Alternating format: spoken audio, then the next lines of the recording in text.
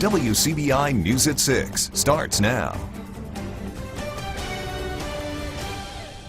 Good evening, everyone. Starkville Police host a press conference about this past weekend's officer-involved shooting, but released no details.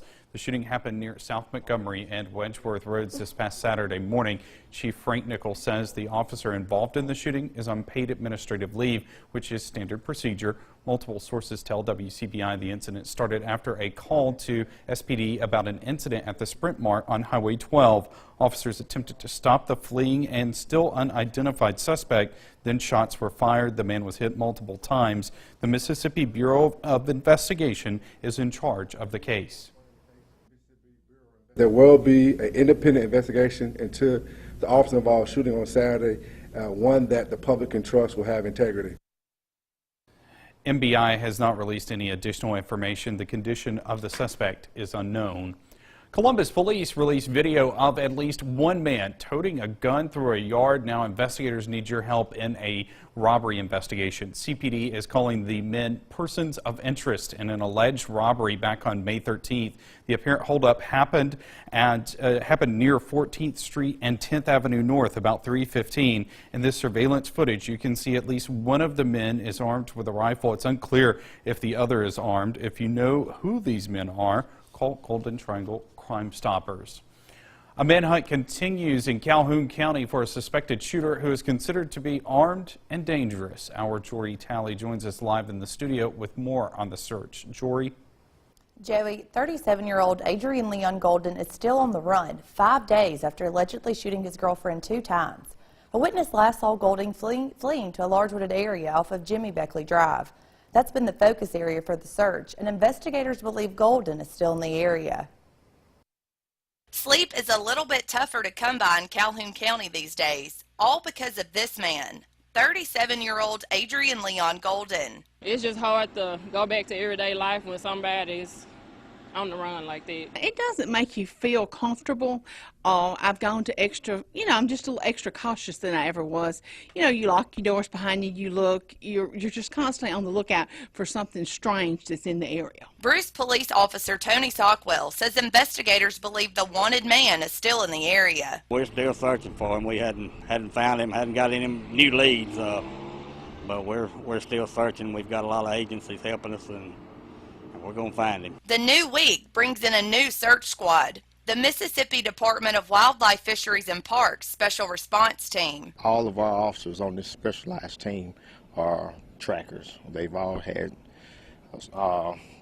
dozens of hours in man tracking, and besides being used to the elements, knowing the elements, that's a huge advantage. Another huge advantage the search team brings is technology. We have a GSI specialist that's on scene with us, and he tracks each of our members, each footprint, as we travel through the wooded areas, and that adds just an extra line of safety for our officers in case anybody's injured or even the fugitive. Captain Dale Bell says they'll be searching 150 acres off of Jimmy Beckley Drive and will be out for as long as it takes. Long enough to satisfy the sheriff of the county and let him feel secure that if we find him there, if not, we can guarantee him. We can't guarantee that we'll find him, but we can guarantee every place we search, he's not there.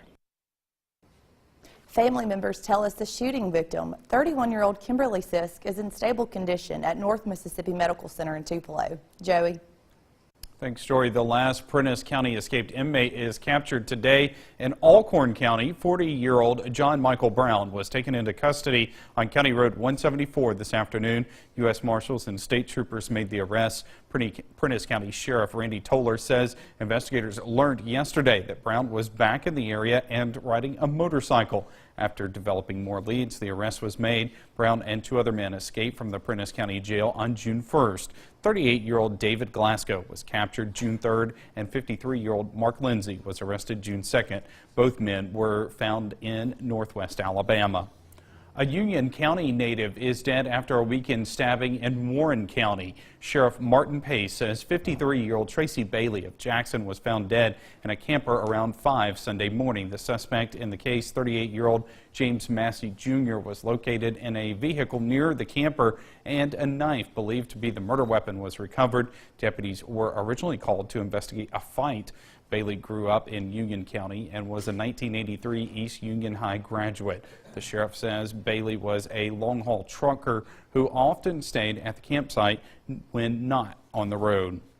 2 men face drug charges in Monroe County. Michael Cox was arrested over the weekend. He faces 1 count of possession of controlled substance, methamphetamine. Investigators say Cox had ice in his possession. The 34-year-old is in the Monroe County Jail waiting to be arraigned. In an unrelated case, deputies arrested Jeremy Cox for 1 count of possession of pot. The 22-year-old is also in jail waiting for a judge to set bail. Time now to turn our attention to weather, and Chief Meteorologist Keith Gibson has your first look. Keith? Hey, Joy, right now a live look at Tupelo, some threatening skies just to your west. We do have a pretty good batch of rain and storms here. Let's go to our live Doppler radar. You can see what's going on from Guntown to Saltillo to now moving into Tupelo right now. Some pretty good rain here, though. Back in the Pontotoc County, some thunder and lightning. Blinding rain, some pretty good rain at that in our area today. And another batch down here towards Kilmichael and Eupora. All of this is moving from southwest to northeast. So rain chances will continue during the evening and probably into the early parts of the overnight hours. We're in the 70s, warm and soupy. The full forecast in just a few minutes. All right, thanks, Keith. It's an emotional issue in Oktibbeha County. Just the possibility of selling OCH Regional Medical Center has people divided after months of debate and consultants and petitions. Today, the Oktibbeha County Board of Supervisors agreed to let the voters decide the next step. WCBI's Parker King was at the meeting, and he joins us live with more. Parker. Thanks, Joey. We were here at the Oktibbeha County Courthouse for several hours listening to all of the possibilities. In the end, the supervisors agreed to leave the decision in the hands of those who put them in power in the first place, the people. In a nutshell, we set an election date. On November 7th, Oktibbeha County voters will decide if county supervisors have the authority to sell or lease the county-run hospital. The decision is being taken well by both the hospital staff and the Board of Supervisors. Oh, I think it's great. I think a decision of this magnitude should be made by the people and not by 5 individuals. It's a county-owned hospital, owned by taxpayers. I think at the end of the day, the taxpayers should be the one to have the say as to what happens going forward with the hospital out there. OCH Regional Medical Center now has until mid-September to provide supervisors with data that potential buyers need. It's part of the RFP, or request for proposal process. Hospital administrators say some of the information is private. The county disagrees. So far, only 35% has been analyzed. In order to put that request for proposals together, there has to be a certain amount of information released from the hospital. So that's what that discussion was about, and they're moving forward through that process of releasing that information. We need probably in that 75–80% range to be able to really provide the potential respondents with enough information that they can make an informed response. Though there were no names mentioned, there is a list of possible candidates to looking to buy this hospital should the citizens of Oktibbeha County decide to sell. We'll be sure to have more on that when the time comes, but until then, Parker King, WCBI News. Joey? The legislative special session continues in Jackson. It started this morning. State appropriations and balancing are the key items on the agenda. Legislators need to set budgets for the Department of Transportation and the Attorney General's office. Governor Phil Bryant also wants legislators to build up the state's rainy day fund and create a requirement for the legislative office to write a multi-year proposal on how the state will manage its money. Bryant also added items for the Secretary of State's office. State Senator Hob Bryan of Amory asked for 2 bills to be held on a motion to reconsider. The session will continue tomorrow.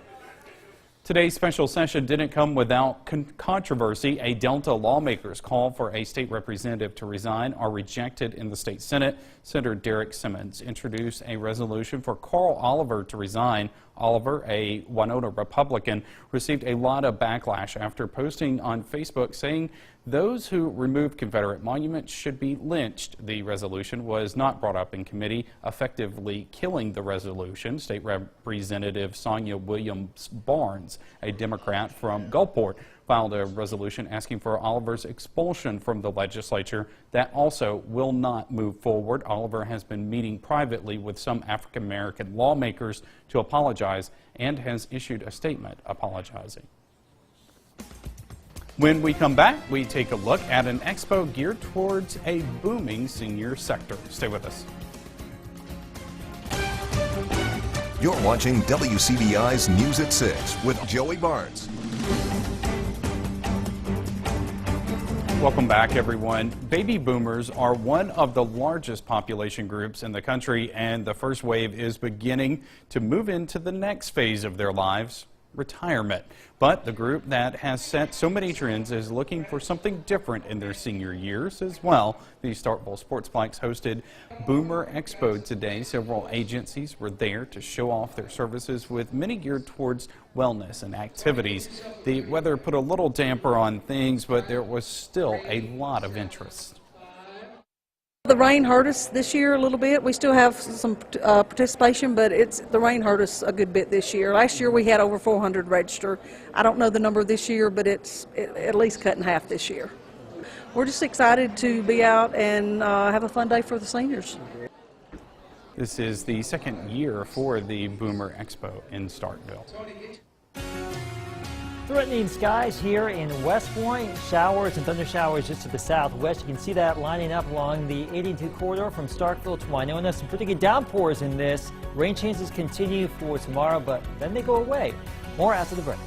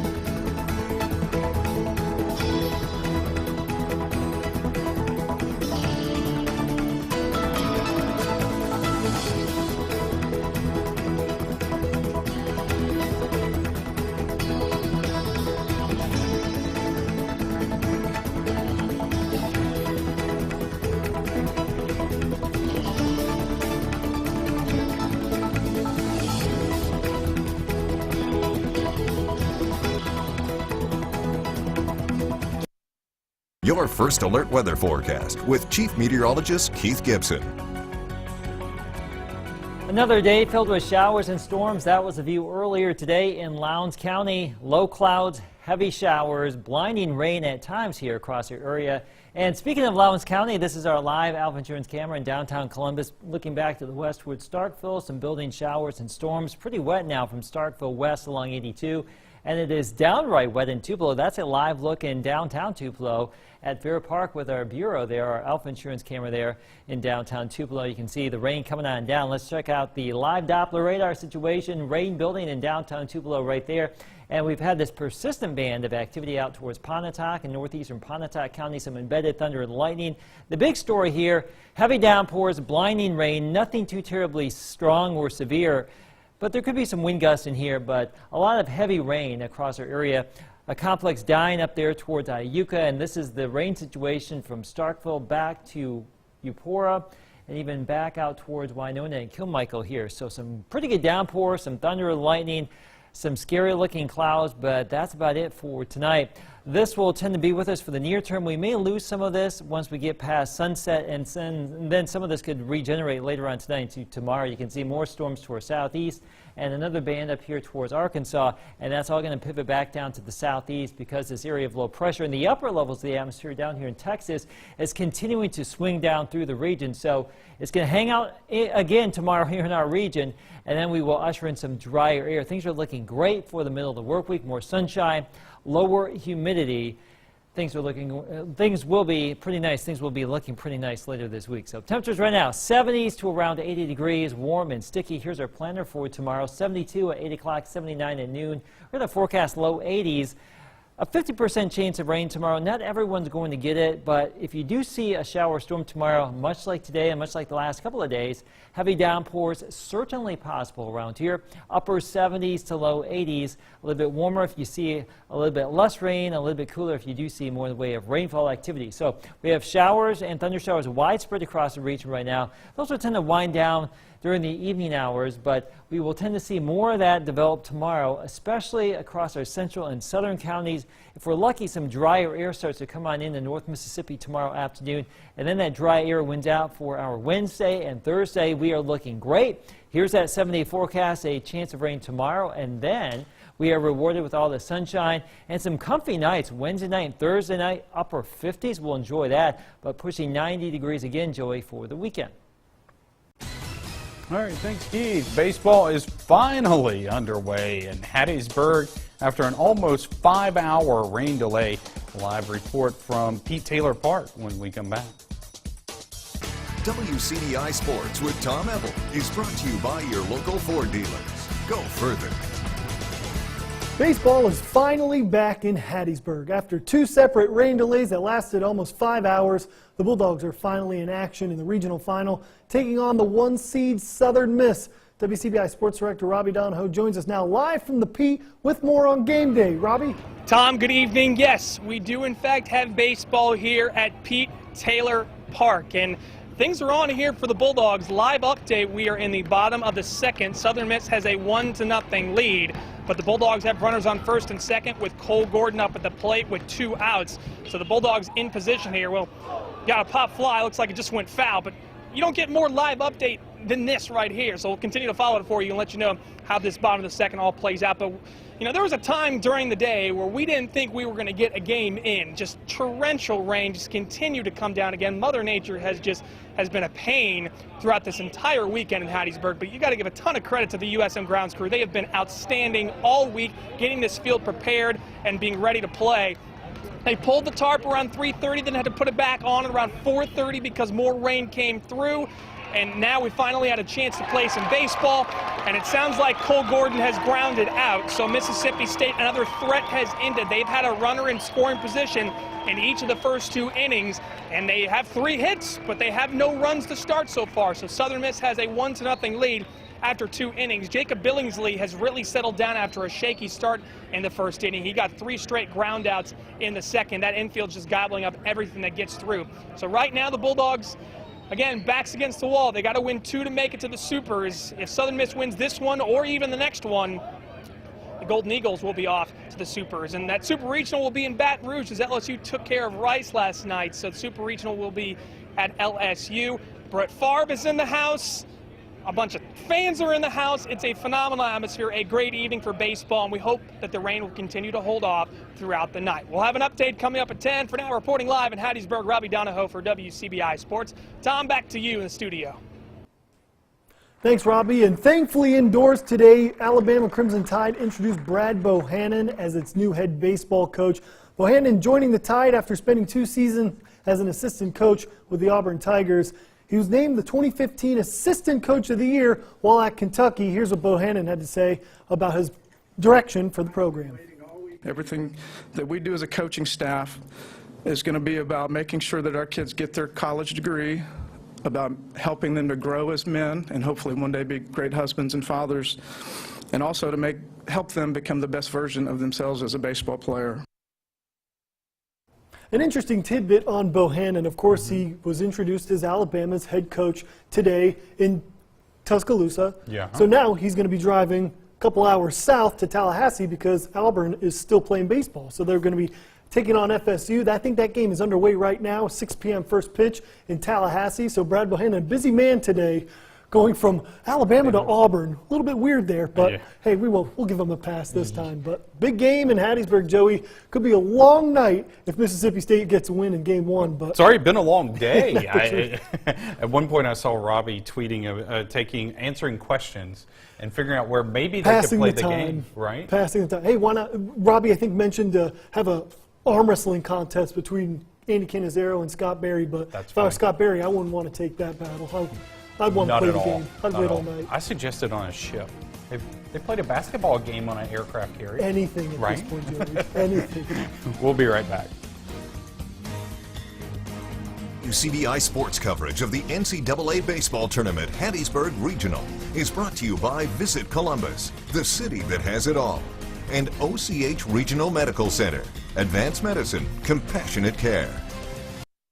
Another look back here in Tupelo. It has been raining. Look at that rain collecting there on the edge of that roof. It is coming down. We have other pockets of rain out towards Eupora, thunder and lightning too. Nothing severe in this, but some pretty good downpours, and that will be the story this evening. In some locations, some of you may not see the rain. Same story tomorrow, and then, Joey, we dry out. Finally. Yeah. Another couple of days, and we'd start growing gills or something. My backyard's a jungle. Right. All right, thanks for joining us, everybody. Have a good night.